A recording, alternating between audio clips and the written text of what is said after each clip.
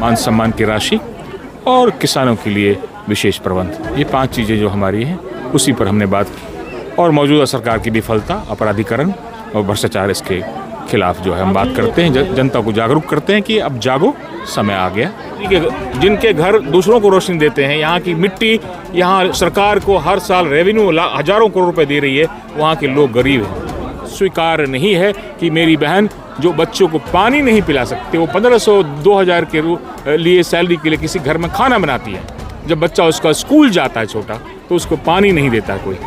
8 घंटे वो दूर रहती है, पानी नहीं मिलता 6 साल के बच्चे को स्कूल में। इससे और शर्मनाक बात क्या होगी। रिफाइनरी की जो चर्चा हुई, ये रिफाइनरी में जो यहाँ के जनप्रतिनिधि हुए हैं, जो अगल बगल के जनप्रतिनिधि हुए हैं, वो रिफाइनरी से कमा कर करके जीरो से हजारों करोड़ का मालिक हो गए हैं। लेकिन उन्होंने कभी अगल बगल के पंचायत के बारे में नहीं सोचा कि इसके अधिकार के लिए लड़ें। इस जनता के साथ वैसे फैक्ट्री में हम तालाबंदी कर देंगे जो मुझे कैंसर दे रहा है, लेकिन मेरे आंख का आंसू नहीं पोंछ रहा है। इसलिए जनता को जगने की जरूरत है। जनसुराज जगाने आया है।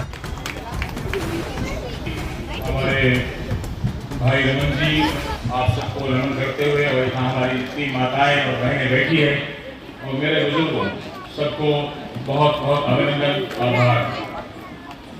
मैं छोटा सा परिचय से आपकी इस सभा की शुरुआत अपने इंट्रोडक्शन में करूंगा। मेरा नाम कुशेश्वर भगत है और मैं इसी शहर का एक गांव का रहने वाला व्यक्ति हूँ। और बचपन में यहाँ प्रारंभिक शिक्षा के बाद मैं दिल्ली चला गया, वहाँ मैंने शिक्षा प्राप्त की और कानून की शिक्षा प्राप्त की, और हमने आगे का जीवन जिया।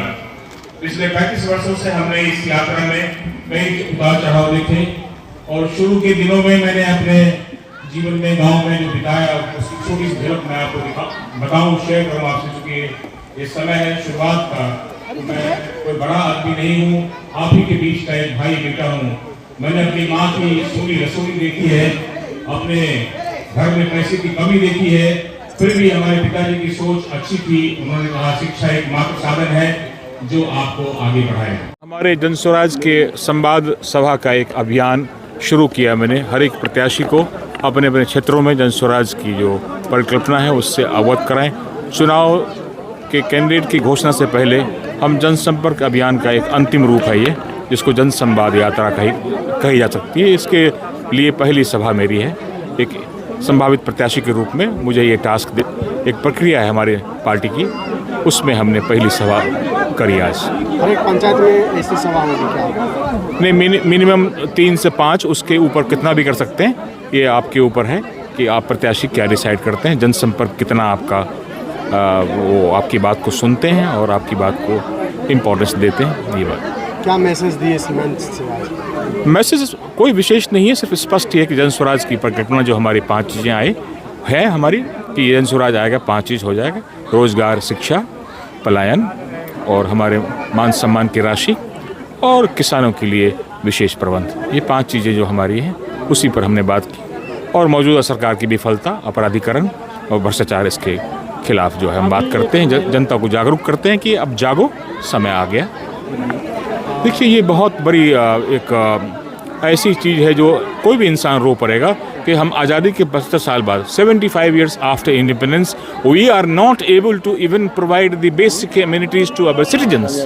It is absolute failure on part of the government, and I am feeling myself ashamed of being the citizen of this constituency and assembly area, and I feel it's a totally disturbance. I mean, it disturbed me. I started crying. It is unacceptable. ये स्वीकार नहीं है कि मेरी बहन जो बच्चों को पानी नहीं पिला सकते, वो 1500-2000 के लिए सैलरी के लिए किसी घर में खाना बनाती है। जब बच्चा उसका स्कूल जाता है छोटा, तो उसको पानी नहीं देता कोई।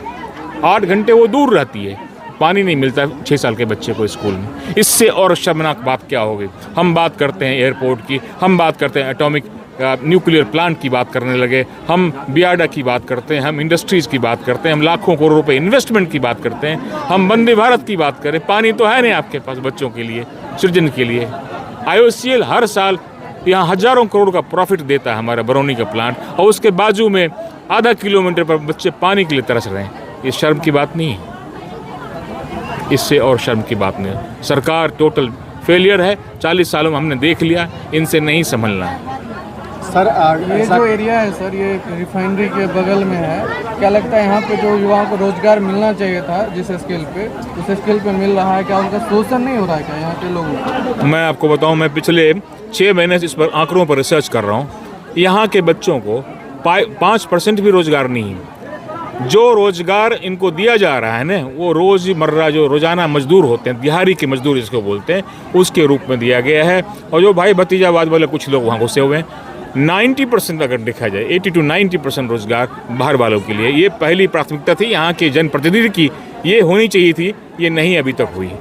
इनकी मानसिक गुलामी गई नहीं, पार्टी की गुलामी अभी तक कर रहे हैं। जो आदेश होता है वही फॉलो करते हैं। अपनी बातों को, जनता की बातों को ये नहीं सोचते कुछ भी। इनको जो हाईकमान बोलता वही करते आ रहे हैं, चाहे वो सरकार किसी की भी हो, चाहे पहले कांग्रेस की रही हो, उसके बाद ये आए, लालू जी आए, फिर ये जदयू आए, ये जो नीतीश की सरकार, वो आज तक यही काम कर रहे हैं। लोग यहाँ जिनके घर में रोशनी है, उन्हीं के, जिनके घर दूसरों को रोशनी देते हैं, यहाँ की मिट्टी, यहाँ सरकार को हर साल रेवेन्यू हजारों करोड़ रुपए दे रही है, वहाँ के लोग गरीब हैं। सर्वाधिक सबसे ज़्यादा मटियानी और एक टेगरा विधानसभा, दो ही ऐसा क्षेत्र है, दो ही विधानसभा है जिसमें लोग धूल फांकते हैं, लेकिन सेवा दूसरे विधानसभा में जाकर बाहरी लोग ले रहे हैं। क्या कहेंगे इस पर? जो मिलना चाहिए, जैसे कि 10 किलोमीटर के एरिया में फ्री जल, शिक्षा, जो भी रिफाइनरी के स्वास्थ्य, इस पर कोई काम नहीं हो रहा है। फंड का सही से यूटिलाइजेशन नहीं हो रहा क्या? नहीं, देखिए ये जो बेसिकली एक गुटबाजी है, एक लॉबी है, इसकी एक लॉबी है। हमने देखा इस PSU पब्लिक सेक्टर यूनिट जो बरौनी IOCL और जो दो तीन और यहाँ पर हैं, इसमें एक लॉबी है। वो लॉबी काम करती है हाई लेवल पर। हाई लेवल क्या है कि पॉलिटिशियंस और उनके अपने रिश्तेदार, उनके भाई भतीजावाद, उसको कंट्रोल करते हैं। जनता के लिए उनके पास कुछ बचा ही नहीं है। CSR भी आता है तो उन्हीं को दिया जाएगा जो इनके जानने वाले हैं। हमारे बहुत सारे मित्र हैं जो NGO चलाते हैं, उनको 1 रुपये नहीं मिला। और HUR हल भी है जिसमें बोला 45,000 पेड़ लगाए, उसमें भी वो झूठा निकला। आंकड़े बताते हैं, इनके पास कुछ है नहीं। तो आप इनके बिल को देखें, फर्जी बिल है, पेड़ों की संख्या इनके पास नहीं है। तो ये तो ऐसा तो कभी हिंदुस्तान में किसी स्टेट में नहीं होता है जो यहाँ हो रहा है। PSU के लोग जो भाई भतीजावाद जो आपको मैंने बताया, यहाँ फर्जी बिल पास हो रहे हैं, हजारों करोड़ रुपए जा रहा है। इनके बच्चे अमेरिका कनाडा में पढ़ते हैं, इनके बच्चे MBA कर रहे हैं वाटन स्कूल से, हमारे बच्चे एलन मिश्रा इंस्टीट्यूट में नहीं जा पा रहे हैं। बहुत बहुत धन्यवाद।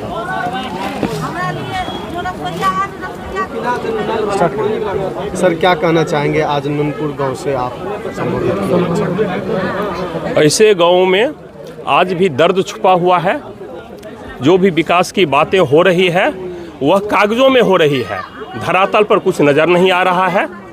आज भी यहाँ पर महिला, बच्चे जो कि रिफाइनरी के बगल में हैं, लेकिन आज भी मूलभूत सुविधा से वंचित है, दूर है।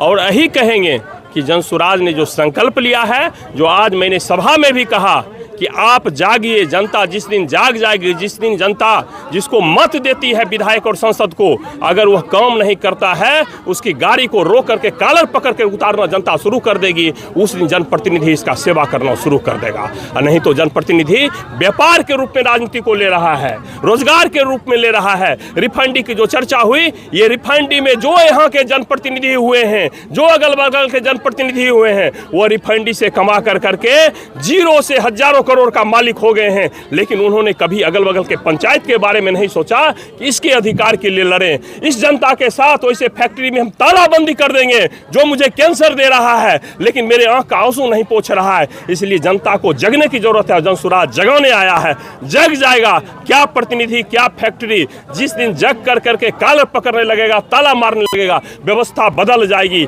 अधिकार कोई देता नहीं, अधिकार लिया जाता है जब पेट के कोख से बच्चे जन्म लेती है, माँ के कोख से बच्चे जन्म लेते हैं। जब बच्चे रोने लगते हैं तो कहती है माँ कि इसे भूख लगा, इसे दूध पिलाना चाहिए। जनता जिस दिन जग जाएगी उस दिन की व्यवस्था बेहतर होने लगेगी। जनसुराज वही काम कर रहा है। देखिए, इस नेतृत्व विहीन राज्य में जहाँ पे मुख्यमंत्री मानसिक रूप से अस्वस्थ हों, NDA की 2 मुख्य घटक के अध्यक्ष जायसवाल जी पे इतने बड़ा आरोप 6 तारीख को हमारे प्रणेता ने लगाया, उनकी मुंह पे दही जम चुका है। और जदयू के 3 बड़े मंत्री आदरणीय मंगल पांडे जी, अशोक चौधरी जी, उन पे जो आरोप हमारे प्रणेता ने लगाया, आज तक कोई जवाब नहीं आया है। इस नेतृत्व विहीन बिहार में राजनीतिक नेतृत्व भी बिहार में आदरणीय प्रशांत किशोर जी जो नेतृत्व देने का प्रयास कर रहे हैं, बिहार के जनता के मूल मुद्दों को उठाकर, यही हमारा सबसे बड़ा उद्देश्य है।